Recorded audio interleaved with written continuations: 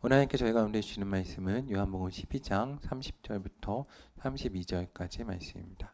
요한복음 12장 30절부터 32절까지의 말씀 제가 받도록 읽겠습니다. 제가지 성경 신약 169쪽에 있는 요한복음 12장 30절부터 32절까지의 말씀을 제가 받도록 읽겠습니다.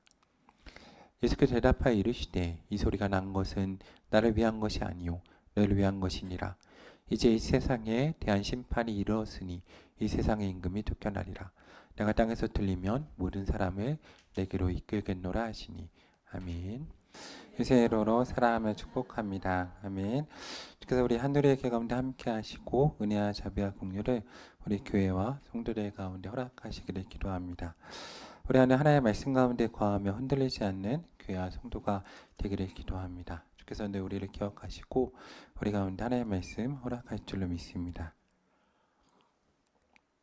호세아서를 보면 호세아 13장 4절부터 6절 말씀에 하나님께서 호세아 선지자를 통해서 이렇게 말씀하십니다. 그러나 애굽 땅에 있을 때부터 나는 내 하나님 여호와라. 나밖에 내가 다른 신을 알지 말 것이라. 나 외에는 구원자가 없느니라. 내가 광야 마른 땅에서 너를 알았거늘 그들이 먹여준 대로 배가 불렀고 배가 부르니 그들의 마음이 교만하여 이로 말미암아 나를 잊었느니라. 아멘. 그러니까 우리나라 속담에 그런 말 있죠. 화장실 갈 때랑 화장실 나올 때랑 다르다고 하지 않습니까? 우리가 그런 것 같습니다. 주께서 우리 가운데 함께 하시고 은혜 허락하실 때와 또 내가 급박하고 힘들 때 평안할 때 생각이 다른 것 같습니다. 저도 생각해보면 그런 것 같습니다. 급박할 때 하나님 붙들죠. 그러니까 저도 예전에 교회 사역을 할 때 예전에 영문교회 사역하고 영락교회 사역을 할 때는 개척에 대한 되게 많은 생각을 했습니다. 개척을 생각하면서 난 개척해야지. 난 평생을 청소년 사역과 청년 사역을 해야지라고 생각을 했었습니다. 근데 영락교회 가서 사역을 하면서 좋잖아요. 좋잖아요. 좋더라고요. 어쨌든 영락교회 있으니까 참 좋고 4, 5년 차가 되니까 처음엔 좀 불편했는데 익숙해지더라고요. 그래서 저는 제가 대형교회랑 안 맞다 생각했는데 알게 됐죠. 나도 맞구나. 나도 대형교회랑 맞는 사람이구나. 알게 되고 제 동기들이 참 신기한 게 영락교회 갔더니 부목사들이 열몇 명이 있는데 사실은 저랑 교육전사 때 다 만났던 사람들이에요. 그러니까 다 관계가 있어요. 거기 있는 분들이 저랑 하나님 그렇게 모아놓으시더라고요. 되게 신기했습니다. 딱 느낌이 다 고만고만하구나 그런 것도 알게 됐고 어차피 다 아는데 뭐 그런 생각을 하면서 저도 비전이 약간 바뀌더라고요. 그러면서 어떻게 비전이 바뀌냐면 코로나가 지나고 좀 지친 것도 있고 제가 계속 개척을 한다고 근데 하나님 막으신 부분도 있으시니까 난 개척 아닌가 보다. 마지막 기회는 개척 아닌가 보다. 담임을 나가야겠다라는 생각을 했습니다. 사실은 담임 목사님 원래 김우성 목사님 만나서 좀 부목사들이 사역을 얘기를 하는데 저는 한 번도 안 했거든요. 한 번도 안 찾아갔습니다. 정말 한 번도 안 찾아갔는데 하도 주변에서 얘기를 하고 저도 한번 목사님을 뵙고 교구 사역을 한번 얘기를 해야 될까 그 생각까지 했습니다. 고등부랑 교구 사역을 함께 할까 그리고 담임 나갈 거 구체적으로 준비할까라고 결심을 했습니다. 사실 그해 초반에 그렇게 결심을 하고 올해는 정말 잘해야겠다 결심을 했는데 저희 집에 일이 하나 생겼습니다. 일이 하나 생겨가지고 진짜 좀 어려움이 생겼죠. 어려움이 생겨서 저희 어려움이 좀 생겼는데 어렵더라고요. 왜냐면 제가 하나님한테 기도한 게 있었거든요. 하나님한테 목사 서원을 하면서 하나님 내가 목사가 되는 대신 우리 가정에 아픈 사람도 없게 하시고 제가 어릴 때 너무 많이 아파서 아픈 게 너무 싫어서 아픈 사람이 없게 하시고 제가 어릴 때 교통사고를 너무 많이 해가지고 사건 사고가 없게 하십시오라고 하나님한테 기도하고 하나님 그걸 약속을 해주셨어요. 사실 저한테 그거 없게 해주겠다. 근데 그런 일이 딱 생기니까 이게 하나님에 대한 신뢰가 깨지는 게 아니라 그냥 딱 어떤 생각이 드냐면 그냥 모든 걸 저는 죄의 결과라고 생각하지 않는데 제가 딱 무슨 생각이 드냐면 내가 잘못했나? 내가 지금 뭔가 잘못 선택하고 있나? 라는 생각과 함께 딱 기도를 할 수가 없는 거예요. 좌절감. 그냥 멈췄어요. 멈췄습니다. 근데 이 신앙의 원칙은 되게 중요합니다. 신앙의 원칙. 제가 근데 어릴 때 이제 세운 원칙이 하나 있거든요. 뭐냐면 길이 보이지 않고 들리지 않으면 서 있자예요. 길에 딱 서 있자. 제가 어릴 때 저희 어머니가 해주신 말씀이 있는데 저희 어머니가 이제 저희 형하고 가끔 오시는 이제 한수 집사님 그분하고 송도를 놀러 가셨는데 친척다가 놀러 가셨다가 송도에 수많은 아이들이 있는데 이제 저희 형을 잃어버리셨대요. 그러니까 저희 부모님이 조카들을 챙기시다가 큰아들을 안 챙기시고 나와서 보니까 아들이 없는 거죠. 아들이 없어서 돌아가셨대요. 막 돌아갔더니 저희 형이 그 자리에 딱 서서 울고 서 있었대요. 그래서 저희 형한테 그랬대요. 왜 여기 서 있냐 그랬더니 서 있으면 찾으러 올 거라 믿었다 그러더라고요. 그래서 저한테도 항상 하신 말씀이 그 자리에 서 있어라. 근데 저는 안 그랬습니다. 저는 어릴 때 부모님하면 저를 잃어버리셨는데 저는 집에 제가 찾아왔습니다. 저는 이제 생존 본능이 강한 사람이라 저는 집에 왔더니 아무도 안 계시더라고요. 그래서 놀랐어요. 왜냐하면 저를 찾으러 다 나가시고 저는 둘이 앉아서 왜 안 오시나 그러고 기다리고 있었던 기억이. 저는 성격이 다릅니다. 근데 어릴 때 그걸 들어서 저는 아무튼 좀 멈췄습니다. 딱 멈췄습니다. 사람을 찾아가지도 않고 아무에게도 말을 하지 않고 딱 멈췄었습니다. 멈춰서 가만히 있었습니다. 하나님께. 하나님 도대체 뭡니까? 가만히 있었습니다. 3개월 정도를 하나님이 아무 말씀 안 하시더라고요. 근데 정확히 이제 3개월 정도 됐는데 이제 영락교회 이제 고등부 사역을 하는데 선생님 한 분하고 제가 한 6개월 전에 약속을 한 걸 미루는 약속이 있어요. 식사 약속을. 근데 그 약속을 이제 더 이상 미룰 수가 없어서 나갔어요. 나가는데 그 선생님만 나오신 게 아니라 선생님이 권사님 한 분을 데리고 나오신 거예요. 약속이 되어 있지 않은데 그 권사님이 함께 나오신 거예요. 그 권사님이 나오셨는데 처음에 되게 기분 나빴어요. 왜냐하면 상황도 안 좋은데 약속한 분도 아닌 다른 분이 와서 정말 기분이 안 좋게 서 있었는데 그 권사님이 그러시는 거예요. 자기소개를 하면서 자기가 이제 영락교회에서 그러니까 나이가 진짜 많은 분이었어요. 80세 이상 분이었는데 근데 본인 이름도 제가 잘 몰라요. 지금도 연락처도 모르는데 그분이 뭐라고 그러시냐면 자기소개를 하는데 자기가 이제 기도팀 멤버였는데 세문안교회 원로 목사님과 영락교회 원로 목사님 그리고 이강순 교수님하고 그때 장신대 오는 그 성교학 교수님하고 같이 기도 멤버이신 분인데 기도팀이셔서 기도를 하는데 하나님이 목사님한테 해주라는 말이 있어서 왔다는 거예요. 그러면서 저한테 하시는 말씀이 목사님한테 무슨 상황이 있는데 하나님 그걸 얘기하지 않으셨다. 그러니까 목사님한테 어려움이 있다고 하셨는데 그거는 하나님 얘기하지 않으신다. 그러니까 목사님이 알아서 들으라는 거예요. 알아서 들으라. 저에게 3개를 얘기하시더라고요. 3개를. 3개를 얘기하시면서 이거 목사님이 알아서 들어라. 그런 그 얘기 딱 하고 가셨는데 그 첫 번째 얘기가 뭐였냐면 목사님이 고집 있게 목회하는 거 하나님이 되게 좋게 생각하신다. 목사님 평생 동안 옳다고 생각하는 거 끌고 끝까지 가라. 하나님이 되게 기뻐하신다. 그리고 하나님이 뭐라고 하시냐면 목사님이 지금 어려운 상황인데 걱정하지 마. 하나님이 해결해 주실 거다. 근데 약속한 걸 지켜라. 그러시는 거예요. 제가 생각을 했죠. 내가 약속한 거 안 지킨 게 뭐가 있나. 돌아봤는데 개척을 한다고 그랬더라고요. 근데 제가 생각해 잘 하나님 막으실 때는 언제고 이제야 하라고 하시냐. 두 번째 하고 세 번째 근데 개척을 할 때 항상 두려움이 있었거든요. 하나님은 내가 어떻게 합니까? 그랬더니 하나님이 철저하게 헌금 드려라. 내가 가진 건 다 드려라. 그러면 다 책임져 주시고 자손 대대로 먹어주겠다라고 하시더라고요. 철저한 11조 생활, 철저한 헌금 생활 하나님 해라. 하나님이 그러면 너 인생을 책임져 주신다. 그랬는데 그 말을 들었더니 이제 중요한 것은 그분을 믿는 게 아니라 그분이 그 위에 연락도 안 하고 누군지도 모릅니다. 지금도. 근데 회복이 되는 거예요. 어떤 회복이 되냐. 내가 아무에게도 얘기 안 했거든요. 나에게 있었던 상황을 정말 아무도 몰랐습니다. 교회에 있던 사람이 아무도 몰랐는데 하나님이 나를 기억하시는구나. 하나님이 나를 보고 계시는구나.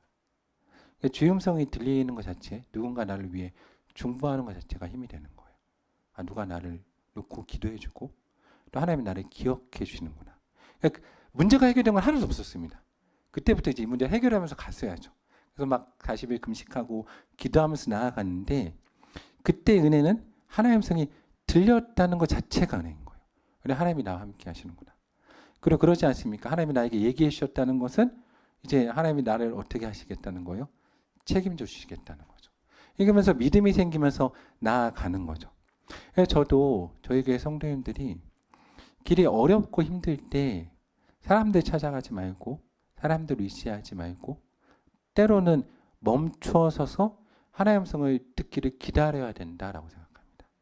그러니까 저도 길이 어렵고 힘들 때가 있거든요. 목회를 하다 보면 힘들 때가 있는데 그럴 때 사람들을 생각하고 누군가에게 말하고 싶고 어려울 때가 있죠. 근데 그럴 때에도 늘 제 자신 가운데 어려워도 지키려고 하는 원칙은 멈추어 서는 겁니다.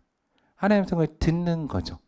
주의 음성이 들리면 참 은혜는 해결되지는 않았어요. 그러니까 주님의 음성을 들었다고 뭔가 해결되지는 않죠. 해결되지는 않는데 그 하나님이 주시는 말도 안 되는 평안함과 안정감이 있고 그리고 그때부터 문제가 더 이상 문제가 되지 않는 거예요. 그러면서 마치 그 아브라함이 이삭을 드릴 때 그가 못 봤던 순양이 뒤에 걸려있던 것과 같은 하나님이 예배해 주신 정말로 놀라운 것들을 볼 수 있는 은혜가 있는 거죠. 그래서 저는 우리 교회 성도님들 그렇게 기도했으면 좋겠습니다. 동시에 저는 우리 교회 성도님들 기도하는 사명이 좀 있었으면 좋겠어요. 그러니까 저는 제가 이 혜택을 본 마지막 사역자라고 생각하거든요.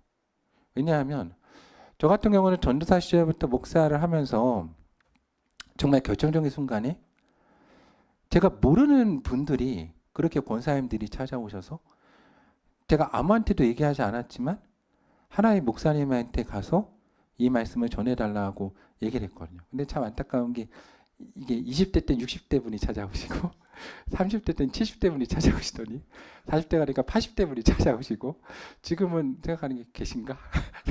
고민을 하는데 다음 세대가 없잖아요. 그래서 저는 우리에게 있는 이제 권사님도 세우고 앞으로 항정직을 세우면 이 사명을 좀 감당해야 됩니다.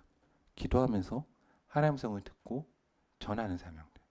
그래야 다음 세대가 커갈 수 있고 다음 세대 목회자들이 넘어지고 힘을 잃어버릴 때 정말로 아 누군가 나를 위해 기도해 주는구나. 또 누군가 날 기억해 주는구나. 무엇보다 하나님이 내게 말씀해 주는구나. 이 은혜가 얼마나 큰지 모릅니다. 그러니까 저는 이 사명을 우리가 감당할 수 있었으면 좋겠습니다. 그런데 그러기 위해서 우리가 정말 중요한 건 하나님의 음성을 듣기 정말로 간절히 사모해야죠. 그러니까 저는 사모해야 된다고 생각합니다. 무엇보다 주님의 음성을 정말 사모해야 돼요. 그러니까 길 잃은 아이가 정말 얼마나 두려움 가운데 그 부모의 음성을 듣기를 사모하겠습니까? 그렇게 듣기를 사모해야 우리 가운데 들린다라고 생각해요. 왜냐하면 성경을 보면 하나님은 정말 세미한 가운데 때로 우리 가운데 말씀하시거든요. 그 세미한 음성을 듣기 위해서는 우리가 때로 멈춰서야 됩니다. 하나님 앞에 멈춰서고 하나님 앞에 앉아서 기도하는 시간을 가져야죠. 근데 또한 그러기 위해서 우리가 중요한 것은 하나님의 말씀을 또 구별할 수 있는 힘과 능력이 있어야 돼요.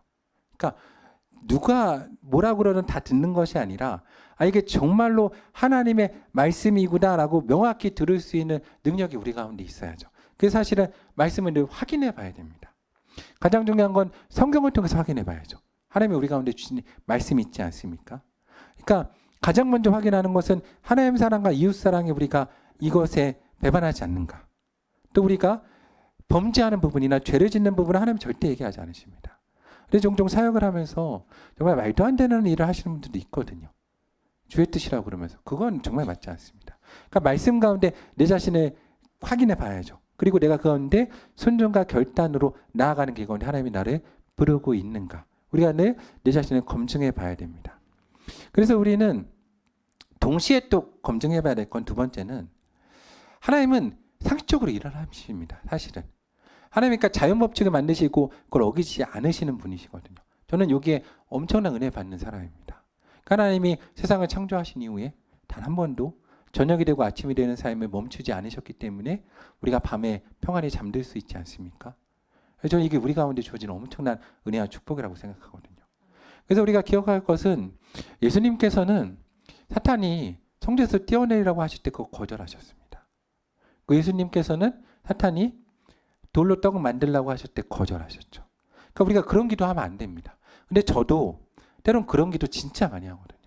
하나님 내가 성전에서 뛰어내릴 테니까 내 발에 받들어 주셔서 나가 주 가운데 쓰임받게 해달라고. 하나님 내가 지금 너무 어려우니까 이 돌이 떡이 되게 해달라는 기도 정말 많이 합니다. 근데 그거는 정말로 우리가 돌아봐야 됩니다. 하나님 그렇게 일하시지 않습니다. 근데 그 가운데서 어려운 것은 무엇인가 하면 그렇지만 하나님이 그 가운데서 다르게 일하시는 경우가 분명히 있다는 거죠. 그러니까 하나님은 성전에서 뛰어내리라고 한 것을 거절하시지만 베드로가 물 위를 걸어갈 때는 허용하신다는 거죠. 하나님은, 예수님은 돌로 떡 만드는 건 거절하시는데 어린아이가 가지고 나온 떡 5개와 물고기 2마리로는 5,000명을 먹으시는 분이라는 겁니다. 그러니까 이거를 구분하는 게 진짜 어렵습니다. 근데 이걸 구분하기 위해선 뭘 해야 되냐? 맥락과 이야기라는 게 있습니다. 그리고 증인의 사명과 간증이라는 게 있죠. 하나님이 이 일을 주셨을 때 내가 이게 살아온 맥락과 이어지고 하나님 가운데 설명이 되는 이야기가 되는가를 해석을 해보아야 됩니다. 그 가운데 하나님이 내 가운데 믿음의 결단을 요구하시는가를 보아야 되죠. 그러니까 오병이어의 기적에서는 분명하게 어린아이가 이 익두스라고 하는 큰 물고기가 아니라 입살리온이라고 하는 작은 물고기를 들인 결단의 사건이 있었죠. 그리고 예수님이 분명히 베드로에게 물 위를 걸어라 하실 때는 그들 가운데 가졌던 야망을 완전히 무너뜨리신 다음에 어떻게 보면 그들의 믿음을 완전히 다시 세우시는 과정에서 새로운 믿음을 요구하시는 결단이라는 게 있었다는 겁니다. 그러니까 이러한 맥락 없이 내가 주 가운데 하나님의 음성을 하고 들은 것들은 대부분 잘못된 거라는 겁니다. 그러니까 내가 하나님의 음성을 구별할 때 반드시 기억해야 될 것은 그 가운데 하나님과의 맥락이 있다는 거죠. 그래서 사실 침묵해야 됩니다. 왜냐하면 침묵을 안 하면 구별하기 어렵습니다. 내가 너무나 많은 얘기를 해놓고 너무나 많은 사람들이 조언을 들어놓으면 문제는 뭐냐? 정말 하나님의 음성이 들렸을 때 이 맥락에서 구별할 수가 없습니다. 그러니까 하나님의 음성은 듣는 것도 되게 중요하지만 이 음성을 분별해내는 능력도 정말 중요하거든요. 그러니까 성경을 보면 고린도 전후서를 보면 예언하는 사람이 있을 때 반드시 분별하는 사람 옆에 두라고 하지 않습니까? 그러니까 분별하는 능력이 진짜 중요한데 이 분별을 할 때 중요한 것은 앞에 있는 과정과 이야기를 만들어낼 수 있는가라는 겁니다. 그래서 저희 성도님들이 하나님의 음성을 듣는 것만큼 신경 써야 될 것은 특히 앞에서 리더들은 하나님의 이야기들을 만들어가는 과정을 잘해야 됩니다. 근데 정말 이때 어려운 게 뭐냐? 이 거대담론이라고 해서 하나님의 이야기의 맥과 흐름은 끌고 가는데 나와 상관없이 이게 때론 간다는 겁니다. 근데 내가 이때 한 번이라도 잘못된 경험 가운데 이야기를 막 이렇게 삐뚤빼뚤 가버리면 그 다음부터 내가 삶의 궤적 때문에 이거를 제대로 찾아가는 게 진짜 어렵다는 겁니다. 그래서 하나님 앞에 내가 세운 원칙들, 옳다고 한 바들 스스로 지키는 것들은 지키면서 나아가는 것이 정말 중요합니다. 그렇지 않으면 주염성 가운데 특별히 주께서 우리가 상식을 뛰어넘는 기적과 이사를 행하실 때 이것이 주의 뜻이 맞나 구별하기 어렵고 혹시 이적과 기사를 행하셨더라도 그것이 스토리와 간증이 되는 삶으로 만들긴 더더욱 어렵습니다. 그러니까 우리는 이적과 기사를 경험하는 것을 넘어서서 이걸 하나님만의 스토리로 만들어내야 되는 사람들인데 그걸 하기 위해서는 하나님 앞에 침묵하고 원칙과 이야기를 만들어내는 게 되게 중요하죠. 그러니까 문맥이란 부분이 있지 않습니까? 삶에 있어 궤적이란 부분. 그것을 이상하게 그려내지 않는 것이 우리 인생에서 되게 중요하죠. 그러기 위해서 중요한 건 믿음입니다. 하나님의 절대적인 믿음. 하나님은 내 가운데 가장 선한 것을 주신다. 하나님 나를 책임지신다. 그러니까 자녀가 그 믿음이 있어야 되지 않습니까? 내가 걱정하는 것보다 부모가 나를 더 걱정한다. 이 믿음이 있을 때 순종할 수 있습니다. 기다릴 수 있고. 그러니까 그런 믿음을 우리가 가져야 되는 겁니다. 그러니까 우리 가운데 있는 믿음, 하나님이 요구하시는 믿음은 하나님이 계시다라는 믿음이 아니라 하나님 나를 사랑하시고 책임지는 분이라는 믿음을 가져야 되는 거죠. 그리고 그 믿음을 가진 사람이 어떻게 하냐? 즉시로 응답합니다. 그러니까 이게 우리가 하나님의 말씀이라는 확신이 들면 그때부터는 고민하면 안 됩니다. 하나님이 말씀하셨으니까. 성경에 나오는 모든 인물들의 특징이 뭐냐? 하나님 말씀하시면 즉시 응답합니다. 대표적인 예가 창세기에 나오는 아브라함 아닙니까? 하나님이 나타나서 맥락도 없이 아브라함한테 그러셨거든요. 너는 너희 고향과 본토 친척집을 떠나 내가 내게 보여줄 땅으로 가라. 그냥 순종하는 겁니다. 확신이 들면. 심지어 성경을 보면 이 믿음의 족보에 들어있지 않은 사람들도 하나님의 말씀이란 확신이 들면 순종했습니다. 대표적인 예가 이 창세기 말씀에 창세기 24장의 말씀에 보면 이 아브라함이 그의 자식 이삭을 위해서 아내를 구하고자 그의 고향 가운데 늙은 종을 보냈을 때 그 고향에 있던 사람들이 늙은 종 가운데 들려진 하나님의 말씀을 들을 때 뭐라고 그러냐? 이렇게 말합니다. 이 일이 여호와께로 말미암았으니 우리는 가버려 말할 수 없다. 순종하거든요. 근데 문제는 뭐냐? 우리가 하나님의 음성이라고 들어도 우리가 너무나 많이 잰다는 겁니다. 재면 안 됩니다. 내가 주의 음성이라고 확신이 딱 들면 그때부터는 순종하고 즉시로 해야 됩니다. 하나님의 말씀에 대해서는 순종하고 나아가야 됩니다. 그러기 위해서는 우리가 잊지 말아야 될 사실이 있죠. 어제 새벽 기도에 우리가 나눴는데 요한복음 19장 30절 말씀에 보면 예수님이 뭐라고 그러십니까? 십자가에서 다 이루셨다라고 말씀하십니다. 그러니까 우리가 종종 헌신한다고 생각하는데 저는 헌신이 잘못된 말이라고 생각합니다. 주님 우리를 껴주시는 겁니다. 하나님의 은혜에 우리가 그냥 동참하는 겁니다. 확신을 가져야죠. 내가 주님 말씀하시면 책임지십니다. 이 말을 알아야 됩니다. 저도 이제 개척교회를 보니까 그게 무슨 말인지 약간 알 것 같습니다. 사회에서도 우리가 어떻게 보면은 이 모든 걸 경제적으로 판단하는 시대를 살고 있는데, 그래서 사회에서 가장 이 경제적인 보상을 제일 많이 받는 사람을 보면 사실은 어느 정도에 판단할 수가 있습니다.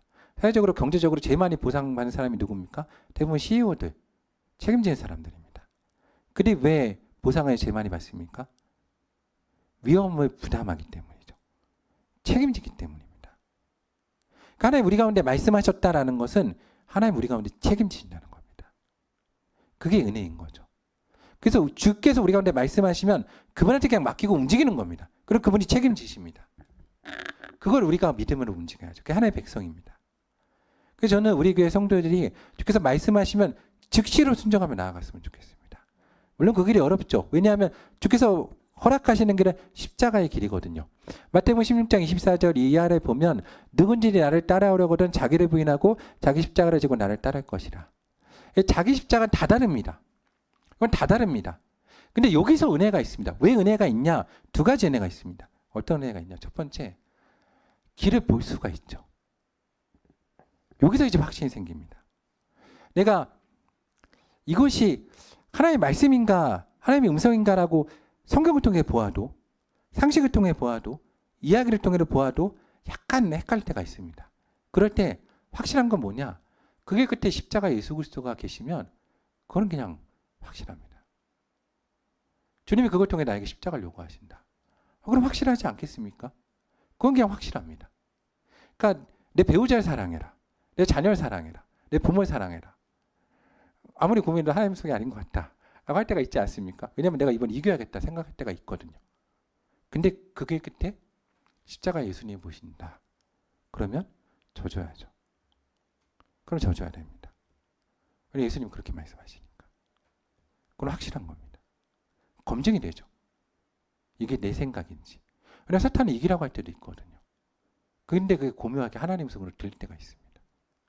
근데 그 어떻게 검증하냐? 십자가 예수 그리스도를 보는가 하는 겁니다. 그러면서 또 은혜는 뭐냐? 여기를 이제 세미하게 듣는 지혜가 필요한데, 하나님은 전능하시기 때문에 각자에게 보여주신 십자가가 있다는 겁니다. 이 부분을 정확히 보셔야 됩니다. 자기 십자가를 지고 나에게 말씀하신 십자가, 다른 사람들이 모르는 부분이 있다는 겁니다. 근데 여기서 놓치지 말아야 될 건 뭐냐? 이거는 나눔하면 안 됩니다. 이것까지 나눔하는 분들이 종종 있는데, 그러면 나중에 앞에 말씀드린 것처럼 주의 음성이 들릴 때 구분이 안 갑니다. 그러니까 하나님의 이야기라는 것은 분명히 하나님과 나만의 교제에서 알고 있는 부분이 있어야 되는 겁니다. 그러니까 이 부분까지 오픈하는 건 잘못된 거죠. 하나님과 내 가운데 옳다는 말을 붙들고 확신 가운데 나아가는 사람이 되어야 됩니다. 그러면 주께서 우리 가운데 신앙의 확신과 결단을 주시고, 이것이 모두가 정리가 됐을 때 내가 예수 그리스도의 증인으로서의 사명을 감당할 수가 있습니다. 이거를 그냥 처음부터 다 써버리면, 우리가 기독교라는 것은 영적인 달란트와 자원이라는 게 분명히 있는데, 여러분 그 영적 자원과 달란트는 하나님과 내가 갖고 있던 하나님의 이야기입니다. 그 십자가가 있거든요. 그거를 우리가 다 팔아버리면 안 됩니다. 그거를 주께서 딱 천국을 사라 그럴 때 팔고 선택하는 사람이 돼야지, 처음부터 그게 힘들다고 그냥 그 자원까지 다 팔아버리고 가면 사람은 끌 수 있지만 당장 위로는 되지만 결정적인 순간에 하나님의 것을 붙잡기 진짜 어려워집니다. 그러므로 그거는 건드시면 안 됩니다. 하나님 가운데 그거. 그러니까 그걸 만들어내는 게 진짜 어렵고 그걸 만들어내시면 절대로 건드시면 안 됩니다. 그리고 확신이 필요합니다. 어떤 확신이 필요하냐? 주님에 대한 확신이 필요합니다. 그리고 십자가를 되게 소중하게 봐야 됩니다. 왜냐? 십자가를 통해서 주님과 내가 연결되어 있거든요. 근데 이 십자가가 어렵습니다. 왜냐하면 사도 바울도 얘기했듯이 골로새서 1장 24절에 보면 사도 바울이 이렇게 얘기하거든요. 나는 이제 너희를 위하여 받는 괴로움을 기뻐하고 그리스도의 남은 고난을 그의 몸된 교회를 위하여 내 육체에 채우노라. 그러니까 여기서 이제 성도들과 사역자들의 고민이 나오는데 예수님 분명히 십자가에서 다 이루셨다고 하시는데 근데 교회를 위해서 남은 고난이 있다는 겁니다. 그러니까 이런 부분입니다. 믿음에 대한 부분은 우리가 하나님을 믿는 부분이 있지만 하나님을 우리 믿어주시는 부분도 있습니다. 그렇지 않습니까? 믿는 자가 있지 않습니까? 우리 그렇죠. 저 사람 나 믿을 만한 사람들 이해해 주겠지. 그런 사람이 있다는 겁니다. 그런 사람들은 교회 공동체를 위해서 남은 고난이 있다는 겁니다. 근데 이 고난은 하나님 주신 보상이라는 게 있습니다. 반드시 하나님 갚아주십니다. 그래서 이걸 믿고 가는 겁니다. 근데 이걸 믿고 갔을 때 은혜는 뭐냐? 내가 그 십자가 길을 딱 끝까지 갔을 때 내가 십자가를 지고 갔다고 생각을 하는데 딱 돌아보면 사실은 십자가를 지고 간 나를 업고 가신 예수 그리스도를 볼 수 있는 은혜가 있습니다. 이 경험을 해야죠. 그래야 그 이후에도 십자가를 계속 지고 가는 겁니다.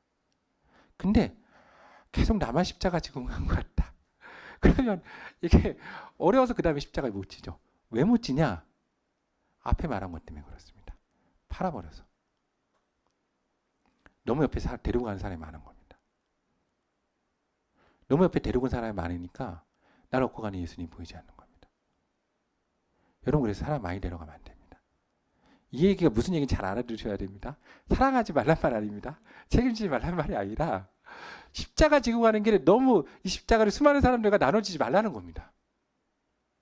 그러면 내가 이 십자가를 지고 가는지 예수님이 나를 업고 가는지 모르고 십자가가 이렇게 옆으로 착 늘어져가지고 수많은 사람이 지고 있어서 옆을 쳐다보면 옆에 계신 아무도 없고 이제 그래야 뒤를 쳐다보고 예수님을 쳐다보는데 아 너가 같이 져줬구나. 네가 같이 져줬지 하면서 예수님 보이지 않는 겁니다. 그러면 그때는 가는데 문제는 갈수록 지치기 때문에 인간적인 한계로 더 이상 못 갑니다. 왜냐하면 주께서 주시는 감동 없이는 끝까지 그 길을 완수할 수가 없습니다. 십자가의 길의 완수는 같이 지는 사람들의 나눔이 있는 것이 아닙니다. 종종 기독교인들이 너무나 착한 사람이기 때문에 그래서 여러분이 또 하지 말아야 될 일 가운데 하나가 뭐냐? 저 사람이 십자가 지고 있는데 안타깝잖아요. 그렇죠. 제가 제발 교육받을 때 선생님들한테 제발 그러지 말라고 그러는데 선생님들 애들 십자가 조금만 지면 어떡해요?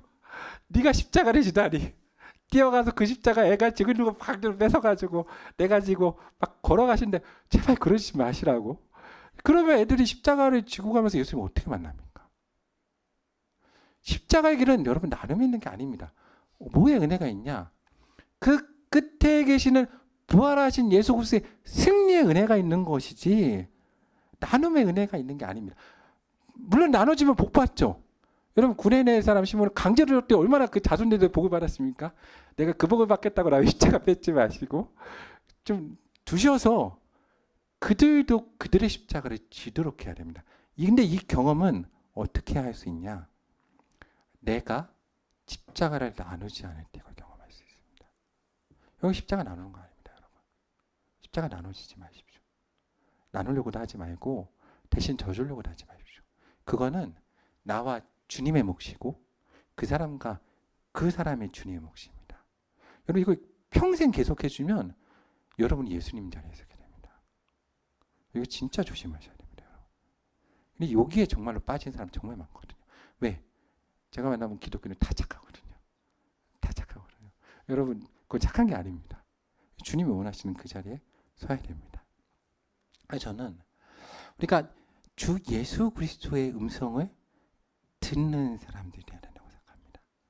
주의 종으로서 자녀로서 그분의 음성에만 응답하는 사람들. 아가서 2장 10절에서 주께서 우리 가운데 이렇게 말씀하십니다. 나의 사랑하는 자가 내게 말하여 이르기를 나의 사랑 내 예쁜 자 일어나서 함께 가자. 우리가 주의 음성을 듣고 함께 가기를 원합니다. 여러분 가장 행복한 길은 누굽니까? 누구에게 있습니까? 제가 연애할 때 네, 저희 집에 계신 그분과 여기 계신데요. 여기 계시는 분과 연애를 했는데 제가 강나루 장신대로 학교 다녔습니다. 학교 다닐 때 제가 1학년 때 사실 학교 다닐 때 학부 1학년 때는 기숙사를 해달라고 했는데 안 해주는 거예요. 인천이라고. 근데 여러분 인천의 기적 아십니까? 인천의 기적? 인천의 기적 아시죠? 모든 지방보다 멀지만 가깝다. 그 2시간의 법칙. 그 2시간의 법칙이 있는데 안 해주는 거예요. 제가 학부 1학년 때는 장신대 다니고 한 학기 다니고 제가 휴학을 했어요. 난 이건 못 다닌다. 힘들어서. 왜냐면 왕복만 5시간이에요.